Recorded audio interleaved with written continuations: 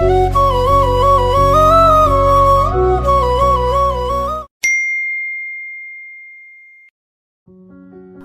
চোখ দিয়া পানি পড়তিছে। আমি আকাশের দিকে তাকায়া বলি, বোন, তুই চিন্তা করিস না, তোর খুনের প্রতিশোধ আমি নিবই। রোহান সহ রোহানের পরিবারের সবাইকে শাস্তি পেতে হবে। কাউকে ছাড়বো না আমি। এই 3টা বছর আমি প্রতিশোধের আগুনে জ্বলা পুড়া মরছি।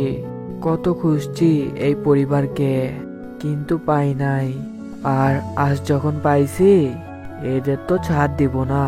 হোক না আমার ভালোবাসার মানুষ, তাতে কি বোন, আমি তো আমার প্রতিশোধ নিবই। তোর জন্য না হয় আমার ভালোবাসাকে কুরবানি দিয়া দিলাম। কথাগুলো বলতে বলতে পুরনো স্মৃতির পাতায় হারায় যায়। অনেক সুখী পরিবার আমাদের। আব্বু আম্মু বোনকে নিয়েই আমাদের সংসার। আমার থেকে রিয়া 2 বছরের বড়, কিন্তু আমি তাকে কখনো আপু বলে ডাকতাম না। সব সময় তারে পেতনি বইলা খেপাইতাম। রিয়া আপু এটা কিছুতেই পছন্দ করতো না। এর জন্য সে আম্মুর কাছে আমার নামে নালিশ দিত। আর আম্মু তখন আমারে ঝাড়ু দিয়া পিটাইতো। আমার গায়ে ঝাড়ুর কয়েকটা বাড়ি পড়া মাত্রই আপু দৌড়া আইসা আমার আম্মু ঝাড়ু ধইরা ফেলতো। তখন আমার বয়স 16 মতো হবে। আমার এক বন্ধুর সাথে মারামারি করে তার মাথা ফাটাই দিছি। এর জন্য আমার ওই বন্ধুর আম্মু আমার আব্বুর কাছে বিচার দেয়। আর আব্বু এইসব জানতে পাইরা আমারে অনেক কথা শোনায়। আর তার সাথে আমারে একটা রুমে বন্দি কইরা রাখে। সবাইরে বইলা দেয় যাতে কেউ আমারে খাবার না দেয় আজকে। কেউ যাতে রুমে প্রবেশ না করতে পারে, ওই জন্য আব্বু রুমে তালা মাইরা দেয়। তারপর চাবি তার কাছে রেখে বাইরে চলে যায়। সারাদিন পার হয়ে গেছে, এখনো কিছু খাওয়া হয় নাই আমার। অনেক ক্ষুধা পাইছে আমার, কিন্তু কিছু করার নাই। এটাই তো আমার শাস্তি। রাত প্রায় 11টা। আমি ক্ষুধার জ্বালায় বিছানার এপাশ আর ওপাশ করতেছি। হঠাৎ আমার জানলার দিক থেকে কেউ বলতিছে, ওই ফসু, এই দিকে আয়, তোর জন্য খাবার আনছি। আমি জানলার দিকে তাকাতেই ভূত দেখার মতো চমকে উঠি। আমার আপু জানলার রড ধরে হাতে একটা খাবারের প্যাকেট নিয়া আমারে ডাকতিছে। আমি সাথে সাথে জানলার কাছে গিয়া ওরে বলি, ওই তুই এইখানে কি করে এলি? আপু বলে, আমি তো মই দিয়া আসছি।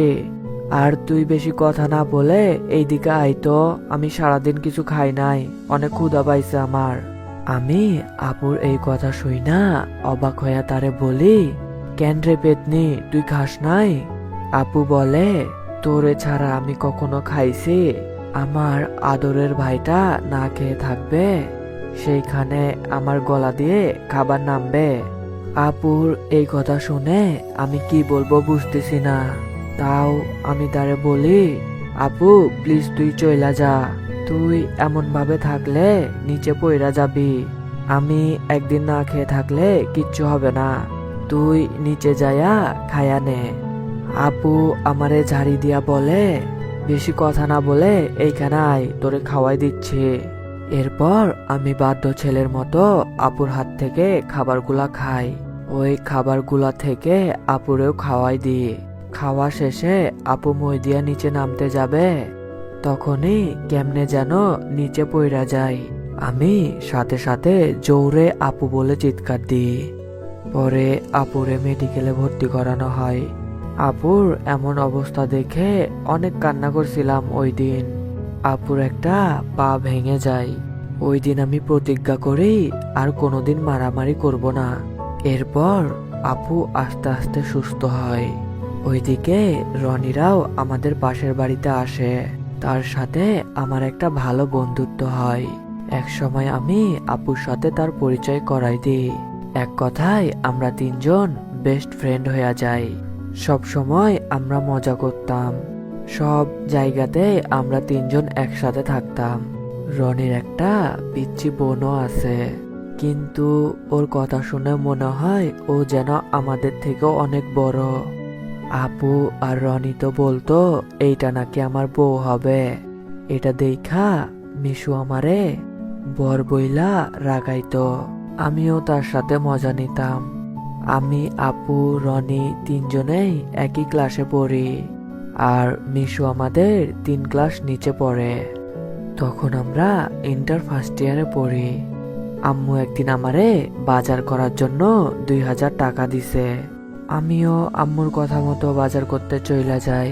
হঠাৎ আমার মাথায় একটা শয়তানি বুদ্ধি আসে। আমি বাসায় গিয়া আম্মুরে মন খারাপ কইরা বলি, আম্মু, আমি না টাকাগুলা হারাই ফেলছি। আম্মু তো আমার মুখের দিকে তাকায়া কিছু বলতেছে না। আমি তো মহা খুশি, পুরা 2000 টাকা মাইরা দিছি।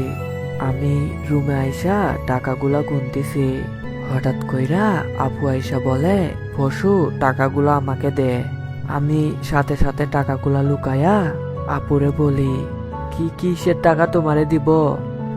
আপু আমার কান ধইরা বলে, তুই কি টাকাগুলা দিবি নাকি আমি আম্মুর কাছে যাব? কি আর করার, আমি আম্মুর ভয়ে টাকাগুলা আপুর হাতে দিয়া দিই। সে টাকাগুলা পায়া খুশি হইয়া আমার রুম থেকে চইলা যায়। এই নিয়া আপু কমসে কম আমার কাছ থেকে 30,000 প্লাস টাকা নিছে। যদিও সব টাকাগুলাই কাপঝাপের। কাপঝাপ বলতে টাকাগুলো সব চুরি করা টাকা। হয় আম্মুর ব্যাগ থেকে নিছি, না হলে আব্বুর পকেট থেকে নিছি। আর যতবারই আমি এমন করে টাকা মারছি, ততবারই আপু আমার কাছ থেকে সব টাকা নিয়ে চইলা যায়। সন্ধ্যার পর আমি রুমে বইসা গেম খেলতেছি। ওই সময় আপু আইসা বলে, ওই ফসু, আমার রুমে চল তো। আমি আমার মন খারাপ কইরা আপুরে বলি, আপনি কি আমাকে বলতেছেন? আপু আমার মাথায় টোকা দিয়া বলে, তো কাকে বলবো, চল আমার রুমে চল। আমি আপুরে বলি, আপনি যাকে ডাকতেছেন সে আপনার কথা শুনতে পাচ্ছে না। দয়া করে আপনি এই রুম থেকে এক্ষুনি চলে যান। এইটা বলার পর আপু রনিরে বলে, ওই রনি, ধর তো ওরে। এরপর তারা দুইজনে জোর করে আমারে আপুর রুমে নিয়ে যায়। রুমে গিয়া দেখি আপুর বিছানার উপর একটা নতুন কম্পিউটার। এইটা দেখা আমি সাথে সাথে আপুরে বলি, আপু, তোর না একটা কম্পিউটার আছে, তাহলে এটা কার জন্য? আপু বলে, কার জন্য আবার? আমার জন্যই। আসলে আব্বু কিছুদিন আগে আপুর একটা কম্পিউটার কিনা দেয়, কিন্তু আমারে দেয় নাই, কারণ আমি অনেক শয়তানি করি। ওই জন্য সবকিছু থেকে বঞ্চিত হই। মনে মনে একটা প্ল্যান আঁকি। আমি আপুরে নরম সুরে বলি, ওই আমার মিষ্টি আপু, তোমার তো একটা কম্পিউটার আছে না? তার ওপর তুমি আবার নতুন একটা কম্পিউটার নিছো। তোমার তো 2টা কম্পিউটার লাগবে না। তুমি আমারে প্লিজ তোমার পুরাতন পিসিটা আমারে দিয়ে দাও। আপু বলে, আরে গাধা, এইটা তো তোর জন্যই কিনছি। আপুর কথা শুনে আমি দৌড়ে আপুরে জড়াই ধরি। এইভাবে আপু আমাকে ভালোবাসতো। আমিও কম ভালোবাসতাম না তারে। এক কথায় আপু আমার কলিজার টুকরা ছিল। দেখতে দেখতে আমরা তিনজন অনার্স ফার্স্ট ইয়ারে চলে আসি। আমাদের তিনজনের ভেতরে আপু সবচাইতে ভালো রেজাল্ট করে। শুধু এইটা না, আপু আমাদের জেলার মধ্যে প্রথম হয়। সেইখানে আমি আর রনি কোনো রকম ভাবে পাশ করছি। এইদিকে মিশু টেনে উঠে গেছে। মেয়েটা মনে হয় আমাকে পছন্দ করে, কিন্তু আমি তাকে ওই চোখে দেখি না। ভালোই কাটতেছিল আমাদের। আমার আর আপুর মাঝে খুনসুটি সবসময় লাগিয়া থাকতো, তবে ভালোবাসার কমতি ছিল না। আমি একটা জিনিস খেয়াল করতেছি, রনি মনে হয় আপুরে পছন্দ করে, আর সেইটা ভয়ে বলতে পারে না। এই তো কিছুদিন আগে একটা ছেলে আপুরে বাজে ভাষায় কথা বলছিল, আর রনি ওই ছেলেটারে মারতে মারতে প্রায় আধমরা কইরা দিছে। দেখতে দেখতে আরো একটি বছর পার হইয়া যায়। আমি আর রনি ক্যাম্পাসে বইসা আছি। তখনই আপু একটা ছেলের হাত ধরে আমাদের সামনে নিয়ে আসে। এরপর আপু আমাকে বলে, ফসু অ্যান্ড রনি, এ হচ্ছে রোহান, আমার বিএফ, তোদের দুলা ভাই। পরে রোহান আমাদের বলে, হাই ভাইয়ারা, কেমন আছো? আমি আর রনি তো পুরাই অবাক, আপুর আবার বিয়ে কখন হলো? তারপর আমরা অনেক ঘোরাঘুরি করছি, কিন্তু কেন জানি রনির মনটা অনেক খারাপ ছিল। সেই দিনের মতো আমি আর আপু বাসায় চলে আসি। আমি আপুরে বলি, তোদের রিলেশন কতদিনের? আপু বলে 6 মাস। কিন্তু রোহান আমার পিছনে 2 বছর ধরে ঘুরতিছে, আর আমি তোকে এইটা ভয়ে জানাই নাই। তবে ছেলেটা না অনেক ভালো রে। আমিও আপুর সাথে একমত, কারণ সত্যি ছেলেটা অনেক ভালো। এইভাবে চলতেছিল আমাদের দিনকাল। কিন্তু আমি একটা বিষয় নোটিশ করতেছি, রনি এখন আমাদের সাথে তেমন একটা মিশে না। কি হয়েছে তোর, কোনো সমস্যা? রনি বলে, তেমন কোনো সমস্যা না, একটু পড়ালেখার চাপ বেশি তো, ওই জন্য আর বাড়ি থেকে বের হই না। সময় যাইতে থাকে তার মতো। আমরা অনার্স 3rd ইয়ারে উঠা পড়ি। আপুর সাথে এখনো আমার ঝগড়া হয়, তবে সেইটা বেশিক্ষণের না, কারণ এখনো আমি আপুর হাতে ভাত খাই। ও আমারে খাইয়ে না দিলে আমার পেটই ভরে না। তবে দেখতেছি আপুর মনটা কয়েকদিন ধরে অনেক খারাপ। হয়তো রোহান ভাইয়ার সাথে কিছু একটা হয়েছে। আমি আমার রুমে টিভি দেখতেছি, তখনই আপু আমার সামনে এসে দাঁড়ায়া বলে, এই ফসু, দেখতো আমারে কেমন লাগতেছে। অনেক সাইজা আসছে আপু। আপু তো এমনিতে সুন্দর, এইভাবে সাইজা একেবারে পুতুলের মতো মনে হইতিছে। তাও আমি আপুরে রাগানোর জন্য বলি, আপু তোরে তো একেবারে পেতনির মতো লাগতেছে আজ। এইটা শুই না আপু রাইগা বলে, ধুর, কেন যে তোর কাছে জানতে চাইলাম। আমি আপুরে বলি, কই যাচ্ছিস এমন সাইজা? আপু বলে, রোহান ভাইয়া নাকি একটা চাকরি পাইছে, ওই জন্য আপু রোহান ভাইয়ার সাথে দেখা করতে যাচ্ছে। আপু সেই কখন বের হইছে বাড়ি থেকে, এখনো ফিরে নাই। আমি বৈশা বৈশা গেম খেলতেছি, এমন সময় আপুর ফোন থেকে ফোন আসে। আমি ফোনটা রিসিভ করতেই ওই পাশ থেকে আপু বলে, ভাই আমাকে বাঁচা রো। পুরা কথাটা বলার আগেই ফোনটা কাইটা যায়। আমি সাথে সাথে আবার আপুরে কল দিই, কিন্তু ফোন বন্ধ। আমার অনেক টেনশন হইতিছে, কারণ আপু কথাগুলো কান্না করে করে বলতেছিল। আমি কোনো কিছু না ভাইবা লুঙ্গি পরা অবস্থায় বাইক নিয়ে বেরিয়ে পড়ি। সব জায়গায় খুঁজি আপুরে, কিন্তু কোথাও আপুরে পাই না। আমি রোহান ভাইয়ার নাম্বারেও ফোন দিছি, কিন্তু তার ফোনও বন্ধ। বারবার আপু সেই কথা আমার কানে বাজতেছে, ভাই আমারে বাঁচা রো, এইটুকু বলছিল আপু। তারপরেই ফোনটা কাইটা যায়। কি বলতে চাইতেছিল আপু? রোহান কি আপুর কোনো ক্ষতি করছে? এসব ভাবতেই আমার মনে কিছু একটা হারানোর ভয় উকি দিতে থাকে। আম্মু আমারে ফোন করে কান্না করতেছে। রাত 10টা বাজে, আপুর কোনো খোঁজ পাওয়া যাচ্ছে না। আব্বু পুলিশকে জানাইছে, তারাও আপুকে খুঁজে পাচ্ছে না। আমাদের এলাকার সবাই যে যার মতো করে আপুরে খুঁজতেছে, কিন্তু কেউ পাচ্ছে না। আমার চোখ দিয়ে পানি পড়তে থাকে, পাগলের মতো খুঁজতেছি আপুরে। আমি আবার আপুর সেই কল রেকর্ডটা শুনি। আপুর শেষ কথা ছিল, ভাই আমারে বাঁচা রো। আমি শিওর রোহান আপুর কোনো ক্ষতি করছে। আমি শুধু একবার ওই কুত্তার বাচ্চা রোহান রে পাই, ওরে আমি কুচি কুচি করে কাইটা নদীতে ভাসাই দিব। রাত 2টা বাজে। আমি আমার ক্লান্ত শরীর নিয়ে বাসায় ফিরি। বাসায় আইসা দেখি আমার সব রিলেটিভরা চলে আসছে। আমাকে দেখা মাত্রই আমার আম্মু আমার কাছে দৌড়ে আসে, কাঁদতে কাঁদতে আমাকে বলে, আব্বু তুই একা কেন? আমার আম্মু কোথায়? আব্বু আমার আম্মু বাড়ি ফিরতেছে না কেন? আমার আম্মুকে আয়না দাও না আব্বু। এসব বলতে বলতে আম্মু জ্ঞান হারাই ফেলে। সবাই আম্মুকে রুমে নিয়ে যায়। আমি কিছু বুঝতেছি না আমি কি করব। খুব কষ্ট হইতেছে আমার, অনেক বেশি ভয়ও হইতেছে। সবাই আমার কাছে আইসা কান্না করতেছে, কিন্তু আমি কার কাছে গিয়া কান্না করব? আমার কান্না করার মানুষটাই তো নিখোঁজ। কেন জানি এখন নিজের ওপর অনেক রাগ হইতিছে। কেমন ভাই আমি, নিজের বোন রে দেখা রাখতে পারি না।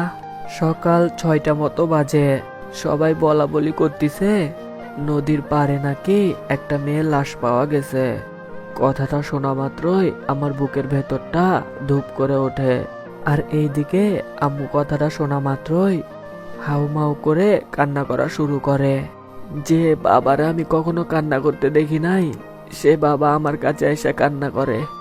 যে ভাই সব সময় গেট আপ নিয়ে থাকতো, স্টাইলিশ হয়ে থাকতো, বাইরে বের হলে 1 ঘন্টা ধরে আয়নার সামনে থাকতো, সেই ভাই আজ একটা লুঙ্গি আর একটা টি শার্ট পরে বেরিয়ে পড়ে।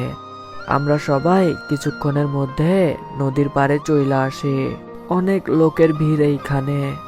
আমি জানি ওইটা আমার আপুর লাশ না। আরে ধুর, আমি এসব কি ভাবতেছি?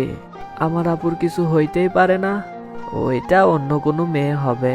কিন্তু তাও কেন আমার মনের ভিতর এত ভয় কাজ করতেছে? যতই সেই সাদা কাপড়ে ঢাকা মানুষটির দিকে যাচ্ছি, ততই আমার দম বন্ধ হয়ে আসছে। আমার পায়ের প্রতিটা কদম কিছু একটা হারানোর কথা মনে করাইয়া দিচ্ছে। যে ছেলেটা সবার আগে সবকিছু দেখার আগ্রহ দেখাইতো, সে আজ সবার পিছনে দাঁড়ায় আছে। আম্মু সাদা কাপড়টা সরাইয়া জোরে রিয়া বইলা চিৎকার দিয়া জ্ঞান হারাই ফেলে। আমার আর বুঝতে বাকি রইল না এটা আমার আপু। এইটা শোনা মাত্রই আমি মাটিতে বইসা পড়ি। পরে আবার ভাবি, আম্মু তো চোখে কম দেখে, কি দেখতে কি দেখছে। তাই আমি উইঠা সেই মেয়েটার পাশে গিয়া বসি। তার মুখের দিকে তাকাতেই আমার সবকিছু অন্ধকার হইয়া যায়। বাবা, এইটা আমার আপু হইতে পারে না। আমার আব্বু কত সুন্দর করে সাইজা বের হইছিল। আমার আব্বু কিছু বলতেছে না, শুধু কান্না করতেছে। কেউ কোনো কথা বলতেছে না। আমি আপুকে অনেক ডাকতেছি, কিন্তু আপু কোনো সারা শব্দ করতেছে না। আমি আপুকে বলি, এ আপু ওঠ না, আমি না কাল থেকে না খাইয়া আছি রে, আমায় তুই খাওয়াইয়া দিবি না? তুই তো জানিস আপু, আমার খিদা একদম সহ্য হয় না। ওঠ না আপু। এই আব্বু, আপু উঠতেছে না কেন? আপু কি আমায় খাওয়াই দিবে না? আমার তো অনেক ক্ষুধা পাইছে। আপু তো কখনোই আমার সাথে এমনটা করে নাই। তাহলে কি আপু সত্যি সত্যি আমাকে চাইরা চইলা গেল? আমি কি আমার আপুকে হারাই ফেললাম? এরপর আপুকে ময়না তদন্তের জন্য নিয়ে যাওয়া হয়। একদিন পর রিপোর্ট আসে, আমার আপুকে প্রথমে ধর্ষণ করা হয়েছে, তারপর শ্বাসরোধ কইরা খুন করা হয়েছে। এইটা যে একটা ভাইয়ের কাছে কতটা কষ্টদায়ক আর কতটা লজ্জাজনক, সেইটা শুধু যার সাথে হয়েছে সেই জানে। আমি সেই দিন আমার আপুর শরীর ছুঁয়ে প্রতিজ্ঞা করি, রোহান সহ তার পরিবারকে আমি শেষ কইরা দিব। এরপর আমি রোহানরে খুঁজতে থাকি, কিন্তু তাকে কোথাও পাই নাই। আস্তে আস্তে সবাই স্বাভাবিক হইয়া যায়, তবে আমি হইতে পারি নাই। আমার জীবনের একটাই লক্ষ্য, আমার বোনের সাথে যে এমন করছে তারে আমি এমন শাস্তি দিব, যাতে করে কেউ এমন জঘন্য কাজ করার আগে 100 বার ভাবে। এইভাবে কেটে যায় 3টি বছর। আর আজ রোহানের পরিবার আমার হাতের কাছে। এত সহজেই কি ছাইরা দিব? হ্যাঁ, ওই দেওয়ালে রোহানের ছবি টাঙানো ছিল। আর তার বোন এখন আমার স্ত্রী। হোক না সে আমার ভালোবাসার মানুষ, তাতে কি, প্রতিশোধ তো আমি নিবই। রোহানের পরিবারের কাউকে ছাড়বো না আমি, সবাইকে শাস্তি পাইতে হবে।